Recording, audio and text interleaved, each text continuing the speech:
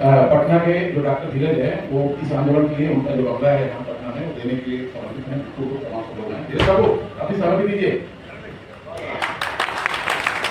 पटना के हैं, उन्होंने अपना घर भी लग दिया है ताकि नमोदय जय भीम। मंच पे उपस्थित सभी सम्मानित अतिथिगण, आदरणीय भिक्षु संघ और इस सभागार में बैठे हुए सभी सम्मानित सदस्य, ऊपर के तल पे बैठे हुए माताएं बहनें, क्योंकि कम समय में अपनी बात करनी है, कानून के क्षेत्र का आदमी हूं। जो अधिनियम 1949 में बनी इस देश के स्वतंत्रता मिलने के बाद 15 अगस्त 1947 के बाद और हमारा भारत का संविधान लागू होता है 26 जनवरी 1950 के बाद। भारत के संविधान में बहुत स्पष्ट लिखा हुआ है कि जो कानून संविधान के विरोध में होगा वो अपना प्रभाव शून्य रखेगा। तो जो 1949 का अधिनियम है, संविधान बनने के साथ ही शून्य हो जाना चाहिए था, वो प्रभावहीन हो जाना चाहिए था, लेकिन ऐसा हो नहीं पाया। और ये कमाल की बात ये है कि दुनिया के सारे धर्म जहां जहां पर हैं, उनमें उस धर्म को maनने वाले अनुयायी ही उसकी मैनेजमेंट कमेटी के सदस्य होते हैं। लेकिन एक तरफ भारत के अनुच्छेद में हिंदू समाज को कहा जाता है कि Hindu shall include Buddhist, Jain, Sikhism. इसका मतलब यह है कि भारत के संविधान में हिंदुओं में बुद्धिस्ट, जैनिज्म और सिखिज्म आते हैं, और 1949 के अधिनियम में 4 हिंदू, 4 बुद्धिस्ट और 1 अध्यक्ष हिंदू बनाया जाता है।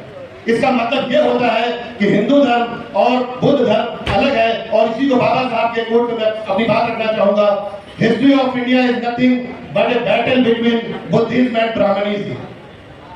यह भारत का जो इतिहास है वो ब्राह्मणवाद और बुद्ध के बीच का संघर्ष है। आदरणीय मंत्री जी बैठे हैं, स्वामी प्रसाद मौर्य जी, सूरज सर बैठे हुए हैं, बहुत अच्छे से विस्तार इतिहास के बाबत बताएंगे आप लोगों को।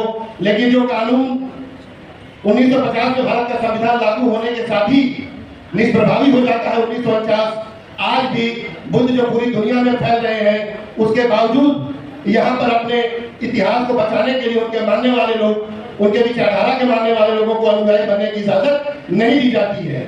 जबकि यूनाइटेड नेशंस में, यूनेस्को में, यूनेस्को इसको बौद्ध धरोहर के रूप में इसको मान्यता देती है। जो गया महाबोधि गया है, इसको ये मान्यता किस रूप में देती है? बौद्ध गया के रूप में। और बुद्ध का एनलाइटमेंट होता है पूरी दुनिया के इतिहास में, इस पे स्पष्ट है, कोई भी डाउट नहीं है। लेकिन जिस जगह से आपको लेनी है, बिहार की विधानसभा से लेनी थी, लेकिन हम लोग चुपके चले जा रहे हैं, सरकारें बनवाते जा रहे हैं और अपने हक अधिकार की बात नहीं करते, हम लोग अपनी पहचान की बात नहीं करते, और हम लोग यही खान मेल का सिलसिला 75 वर्षों से चलाते जा रहे हैं। लेकिन अगर यहां से भी रास्ता निकलता तो कोई और बात होती। फिर हम लोग गए लोकसभा, राज्यसभा, वहां पर भी आवाजें नहीं उठी। उसके बाद सुप्रीम कोर्ट में, जो ही सुप्रीम कोर्ट जो अयोध्या में कुछ और निर्माण कराने का आदेश देता है और सरकारें बदलती रहती है, और वही सुप्रीम कोर्ट में हम लोग अपनी ऐतिहासिक पहचान को बचाने के लिए लड़ाई कर रहे हैं। मेरा ये कहना है आप लोगों के माध्यम से कि कानूनी लड़ाई बहुत स्पष्ट है। जब हम लोग का वैचार की बात हुआ एडवोकेट से, तो ये हुआ कि पॉइंट ऑफ आर्गुमेंट क्या होगा। किसी भी मुकदमे में 2 पक्ष होते हैं और उसमें बिंदु बनते हैं, तो उसका एक ही बिंदु बनता है कि इसमें बौद्ध अनुयायियों को मैनेजमेंट कमेटी का सदस्य पूर्णतः बनाया जाना चाहिए या नहीं। तो जवाब था कि बनाना चाहिए। तो सवाल ये उठा कि 75 वर्षों तक उस मैनेजमेंट कमेटी में 4 हिंदू कैसे हैं। इसका जवाब ये आया दूसरे पक्ष से कि तुम लोग अपने आप को हिंदू मानते हो, जिसको भिक्षु संघ और तमाम बुद्धिस्ट विचारधारा के लोग, तमाम अम्बेडकराइट लोग अपने अपनी जगहों से लड़ रहे हैं। कॉमन मंच भरते जी दे रहे हैं। हम लोग इतने खंडित हैं कि एक संगठन भी हम लोग 2 महीने, 4 महीने, 6 महीने, 2 साल, 4 साल नहीं चला पा रहे हैं। तो निश्चित रूप से जब खंडित होंगे तब तक जालिम हम लोगों के ऊपर आसानी से शासन कर सकता है। और आपको ये जानने में गर्व की बात भी होगी कि हमारे मुल्क के चीफ जस्टिस ऑफ इंडिया कहते हैं कि मैं बुद्धिस्ट हूँ। उन्होंने पब्लिक मंच से बोला है ये कि मैं बुद्धिस्ट हूँ। और इस देश में बुद्ध की अस्मिता खतरे में है। यही चाल मनुवादियों की वक्त अमेंडमेंट एक्ट में डाला गया, हाल में किया गया। मुस्लिम और नॉन मुस्लिम क्लियर वक्त का मैटर है, देश के विद्वानों की कमी नहीं है। उसके बावजूद दो नॉन मुस्लिम को एक्ट में डाला गया सदस्य के रूप में। ये हाल में हम लोग को समझना होगा, हम लोग हिंदू हैं या माइनॉरिटी हैं, ये मैं प्रश्न आप लोगों के ऊपर छोड़ के जा रहा हूँ। बहुत बहुत शुक्रिया, बहुत बहुत धन्यवाद। जय भीम, जय भारत, जय संविधान। बहुत बहुत धन्यवाद। दिल पे चोट आए तो हर दिन तड़प उठे, मिलजुल के जिंदगी का तस्वुर लिए हुए हम यूं कदम बढ़ाएं कि मंजिल तरफ उठे।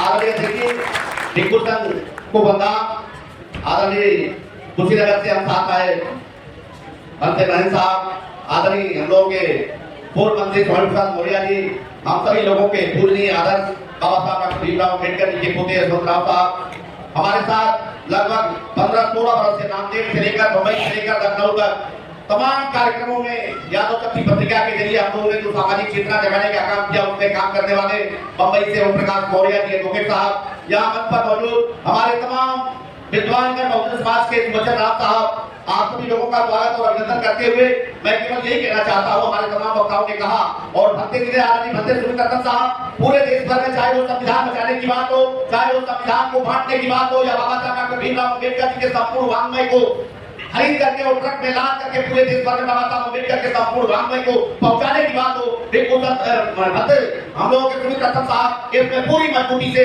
काम करते हैं। इसलिए मैं आपका धन्यवाद करता हूँ, वंदन करता हूँ, अभिनंदन करता हूँ। और साथियों, जो अभी आदरणीय यशवंतराव साहब ने कहा कि जो आंदोलन था वो गया था हमारा बहुत राष्ट्र बचाने का, वो व्यक्तिपरक हो गया था, उसको हम सभी लोगों को संपूर्ण बहुजन समाज में इकट्ठा हो, संपूर्ण बहुजन समाज और संपूर्ण बहुत मत को मानने वाले लोग उसमें एक साथ हो। और इसके लिए बहुत अच्छी बात हमारे जो स्वैच्छिक सेवानिवृत्ति लिए हम लोग के जज थे बिजनौर से, जो चुनाव लड़े थे लोकसभा का मनोज कुमार ने जो कहा कि हम लोग के आज सुप्रीम कोर्ट के चीफ जस्टिस भी मोदी से अपने को कह रहे हैं, तो एक अच्छी बात है कि सुप्रीम कोर्ट में अपनी भद्र सुमित्रा जी उसमें शामिल होकर के और जो मुकदमा दाखिल किए हैं, हम सभी लोगों को मजबूती से उसमें लड़ना है, क्योंकि हम सभी लोग मनुवादियों से मुकाबला न्यायालय के जरिए ही, कानून के जरिए ही और संविधान के जरिए ही कर सकते हैं। तो आज जब पूरे देश के अंदर आज केवल बोध गया की बात नहीं है, मैं गया देवघर में और देवघर में जो गया दाएं तरफ जो मूर्ति रखी हुई थी वो काल भैरव लिखा था और महामना बुद्ध की मूर्ति है, उसके गुंबद के ऊपर महामना बुद्ध की मूर्ति बनी हुई है।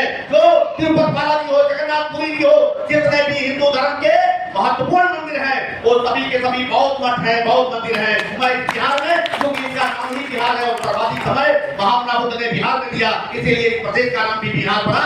आप सभी लोग इसका नेतृत्व संभालिए, हम सभी लोग आप सभी लोगों के कंधे से कंधा मिलाकर, कदम से कदम मिलाकर चलेंगे। बहुत बहुत धन्यवाद। जय भीम, जय भारत, जय संविधान। बहुत बहुत धन्यवाद।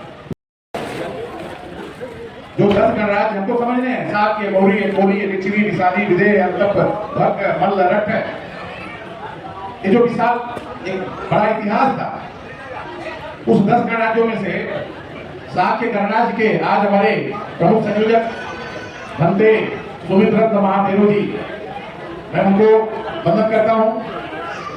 उसी तरह से मौर्य गणराज्य में हमारे बड़े भाई जो पूरे भारत में एक अग्रदूत के रूप में काम कर रहे हैं, मौर्य गणराज्य में आदरणीय स्वामी प्रसाद मौर्य जी, मैं उनको वंदन करता हूं। उसी तरह से जो लिच्छवी गणराज्य है, याद कीजिए लिच्छवी लोग बहुत रवैये लोग होते थे भगवान बुद्ध के काल में। देखिए हमारे एक भंते महेंद्र जी है, दूसरे भंते विमल जी, देखिए आप भी लिच्छवी गणराज्य के हैं। हालांकि लिच्छुओं की कोई जाति नहीं होती, लेकिन मैं चर्चा कर रहा हूँ आदरणीय भीमराव जी आपसे भी चर्चा कर रहा हूँ। देखिए पूरे देश में हमारे हर कम्युनिटी के हर समाज के लोग लिच्छू हैं। आदरणीय महेंद्र जी यादव समाज से हैं, आप लोहार समाज से हैं, आप सात समाज से हैं। इस तरह की हमारी जो बेटी बहन बैठी हुई है मौर्य समाज से हैं। इस तरह से पूरे देश में देखिए और भी पीछे बैठे हुए हैं जो लिच्छवी गणराज्य भगवान बुद्ध के काल में बहुत देखिए हमारे चंद्रभूषण यादव जी ये लगभग 19 साल पहले जो हम लोगों ने यादव शक्ति पत्रिका बनाई थी और साथ में बिहार में लोग बैठे थे, क्योंकि हम जानते थे कि लिच्छवी गणराज्य के लोग बड़े रवैये लोग हैं, बड़े झगड़ालू भी हैं और हक के लिए लड़ते भी हैं। अगर यादव समाज जिस दिन आगे आ जाएगा तो बहुत आगे आ जाएगा तो बहुत बड़ी क्रांति हो जाएगी। इसके पहले कुछ दिन पहले कुछ जो कलवादियों ने इन्हीं लक्ष्मी का राज्य में जो मुंडन किया उन्होंने इशारा दिया तो कहाँ यहाँ पड़े हो, जाओ तुम्हारा केस कर हो, और तुम जो काम कर रहे हो तुम्हारा तो पूरा इतिहास उड़ान दे दिए। उसी तरह देखिए साथ की कोली कर राज्य में हमारे बैठे हुए हमारे कभी निशाद जी प्लीज जरा हाथ उठाइए। देखिए ये कोली लोग हैं, कितने लड़ोई लोग हैं। ऑलरेडी भीमराव जी कोली कर राज्य में हमारा जो एससी समाज भी आता है, तो हमको साथियों जरूरत क्या है, पूरे बाबा साहब ने कहा है कि हर समाज को अपना एक इतिहास बता दो। तो ये जो तमाम जो जातियां हैं, सात के अमोरी है, कोली है, लिच्छवी, विशाली, विदेय, अकप, भक्त, मल्ल, रक्त, ये सारे पूरे भारत के सारे गणराज्यों को हमको फिर से इकट्ठा कर एक गणतंत्र बनाना है। मैं आपको बता दूं 2500 साल पहले आपके इस गणतंत्र को जो गणपति था उसका खत्म कैसे हुआ, इन ब्राह्मणवादी मनवादियों ने इन्होंने इस 10 गणराज्य के विरुद्ध में इन्होंने 10 अखाड़े बनाए। आज जो कुंभ मेले की बात है, आप देखिए सोचिए समझिए, इन्होंने 10 अखाड़े बनाए। कौन सा अखाड़ा बनाया? इन्होंने अग्नि अखाड़ा बनाया, इन्होंने अटल अखाड़ा बनाया, इन्होंने नाग अखाड़ा बनाया, इन्होंने जितने ये 10 अखाड़े हैं आप उसका आप नेट पे देखिए, उसका इतिहास देखिए। आपके 10 गणराज्यों को इन्होंने बड़ी शांति के साथ में 10 अखाड़े बनाए। 10 अखाड़े बनाने के बाद में पूरा आपका एक गणराज्य खत्म किया गया। उसी तरह से देखिए फिर से इन्होंने अयोध्या में जो पहले साकेत की बात थी, इन्होंने राम रथ चलाया। इस पूरे देश में इन्होंने रामायण चलाए। हम लोग जो हिंदू नहीं है, मोहन भागवत खुद कहता है कि हिंदू कोई धर्म ही नहीं है, फिर भी जबरदस्ती हम सबको हिंदू बना दिया गया है। इसको हमको समझने की जरूरत है। तो मैं शायद ज्यादा समय ले रहा हूँ और क्योंकि आगे क्या करना है, पहले बाबा साहब ने कहा था कि हर समाज को, जितने भी हमारे 85% 90% समाज है, उनका हमको इतिहास बनाना है। देखिए हमारे भाई बैठे हैं गुजरात के, मैं तुरिया साहब, जब हमारी चर्चा हुई गुजरात सूरत की धरती पर, मैंने कहा बताइए, हमारे कैप्टन साहब थे, पूछिए इनको। बोले नहीं यार जाति नहीं, बोला जाति पूछने की जरूरत है, क्योंकि अब ये हम हर जगह पूछते हैं आप किस जाति के हो, अलग जाति का नाम काम जो है जन्म होता है, लेकिन ये जो है बोले हम तो नावी समाज के हैं। अरे यार नावी समाज के बोले ना, ये मौर्य साम्राज्य के पहले पर महान धर्म कितना बड़ा रंगवंश था यहाँ पर। तो इस तरह से दोस्तों को एक एक कम्युनिटी का इतिहास बताना है। हाँ, अब जो कार्यक्रम की बात यह है कि इस देश में हमको आने वाले हमको देखिए एक जो काम हो रहा है कि हमको अर्थ में काम करना है। इसके लिए हम लोगों ने खुद की बैंक बनाई है, खुद की कंपनी बनाई है। बहुत ही जल्दी पूरे देश में हम चाहते हैं हमारा खुद का बैंक हो, उसमें सारे लोग, हमारा एक आवाज है। हम चाहते हैं कि अपना नोट अपनों को, अपना वोट अपनों को, क्योंकि आप जहाँ जहाँ जाए हमारे अपने लोग कौन है। मान लीजिए आरजेडी ने किसी को चुटिया वालों को दे दिया टिकट, आप बिल्कुल मत उनको बहिष्कार करो, उनको अछूत बनाओ। तो इस तरह से हम लोग बहुत ही जल्दी देखिए आलोक बाबू अभी फोन पे हमारी बात हुई थी, लगभग 30 साल से हमारा संबंध रहा है। और आइए प्लीज जरा आलोक बाबू बैठे। आलोक बाबू आपका स्वागत है।